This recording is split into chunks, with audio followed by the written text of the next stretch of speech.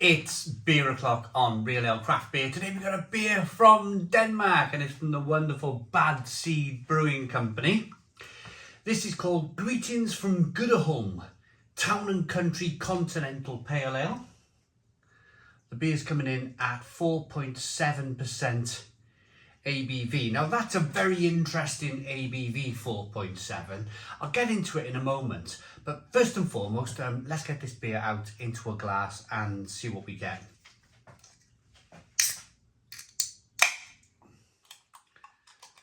Right.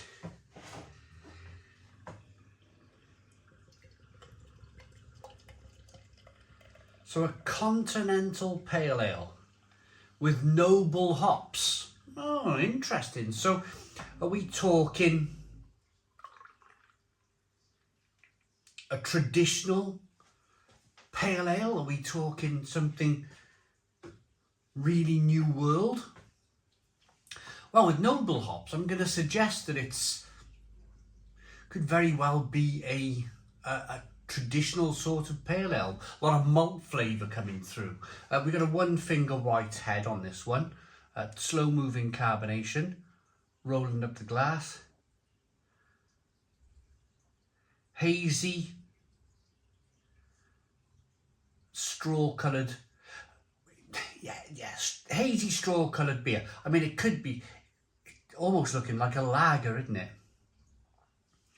So let's get the aroma on the beer then. The head is sticking around nicely on this one.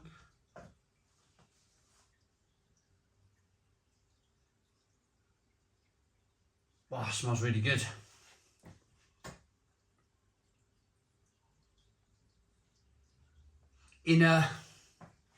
At the moment, I'm not 100% sure if it's traditional or new world.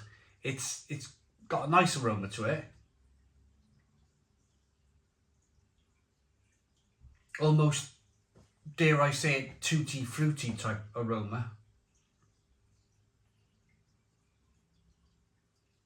And a little spicy and peppery. It smells really good, and the malt's coming through nicely as well.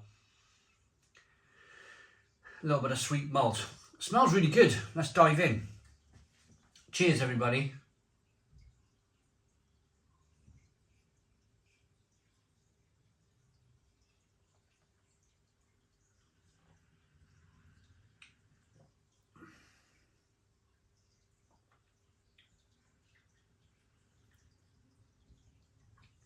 Now what I did for a moment there, I held the beer in my mouth for, about 5 seconds. Reason why I did that was the carbonation was just nicely hissing and fizzing on my palate, and it was just nice and refreshing. I'm going to say, yeah, it's like a combination of New World and Old World beer.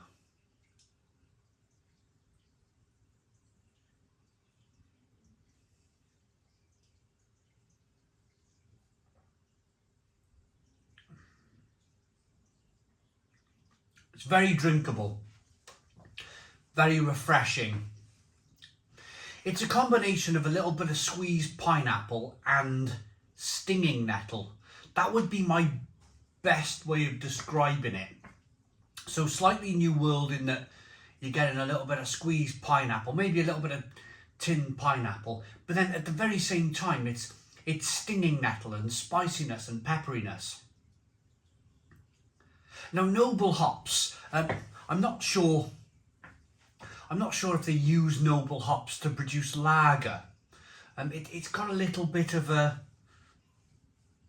like a dry lager feel to this beer. That might be the yeast that they've used. It might be a combination of the yeast that they've used, plus the malt, plus the noble hops. It's got a little bit of a lager feel to it.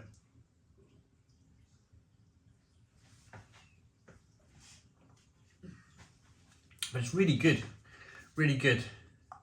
I want to thank the head brewer of Bad Seed Brewing Company, good friend of mine, Peter the Master of Hoppets, for sending me this range of beer. Absolutely wonderful. We go way back, me and Peter. It's 2023 now. I got to add up the years all the time because I keep forgetting. It's 2023. I've known Peter since probably 2009. So that's like 14 years. 14 years of my life. And I'm 44. So yeah, probably I've known Peter a third of my life.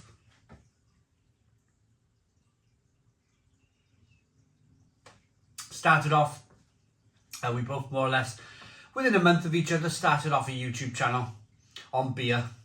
And Peter loved beer that much that he went on to become a head brewer of a brewery. He's a very good brewer too. This is really, really good beer. And there's one thing I wanted to talk about as well. The other thing that is quite important is that it's 4.7% ABV. Now, I know in Norway, and to some extent in Sweden, actually Sweden too, anything over 4.7% ABV, you have to sell your beer in specialist alcohol government-run shops. So anything up to 4.7% ABV, you can buy beers in Spars, your equivalent of a Londis, a Co-op, your general stores around the country in Norway and Sweden.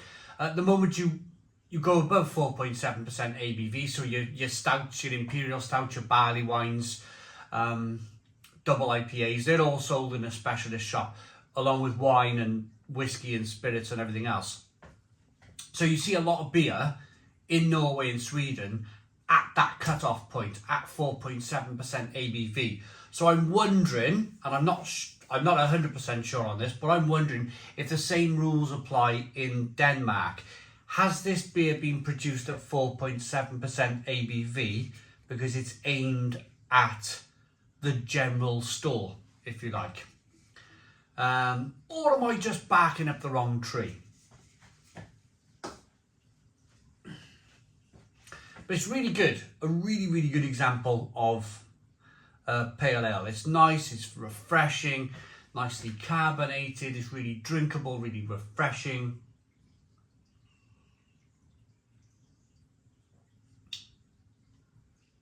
My rating it's no bearing on the fact that I know Peter the master of hoppets. There's nothing in that at all. It's just a case of I'm always independent, I'm always giving honest reviews, but no, it's terrific beer. I mean, look at it.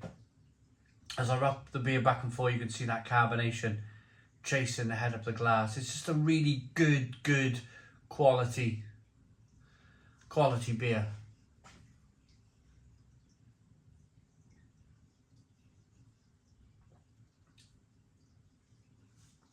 I really like that. Anything on the can before I give my rating? Town and Country is our vision of a pale ale rooted in European brewing tradition. A continental pale ale brewed with Danish heritage malt, here we go, German hops and Belgian yeast. Right, it's got that kind of slightly, I was missing something in the review. I was looking at kind of like a pineapple, sort of like a fruity estery flavour, and I've just got it. Belgian yeast, that's exactly, there's no point for me in reading the side of a can because you're not really kind of having a guess at anything, are you? If you're reading the side of the can before you do your review, you're just going to read out, oh, this has got some Danish heritage malts, and what's the point in that? I don't mind standing here admitting that I missed the fact that it had Belgian yeast. I'm not a genius, We've taken some of our favourite ingredients and tried to create something truly special. Town and Country is a rustic pale ale with a tangy, fresh bitterness from the German hops, with notes of lemon zest and fresh cut grass. A delicate malt profile with notes of hay and fresh bread, and a unique bouquet of pepper and stone fruit from the Belgian yeast. It is terrific. It is terrific. It really is. It's a fantastic example of a pale ale, and I'm going to rate it.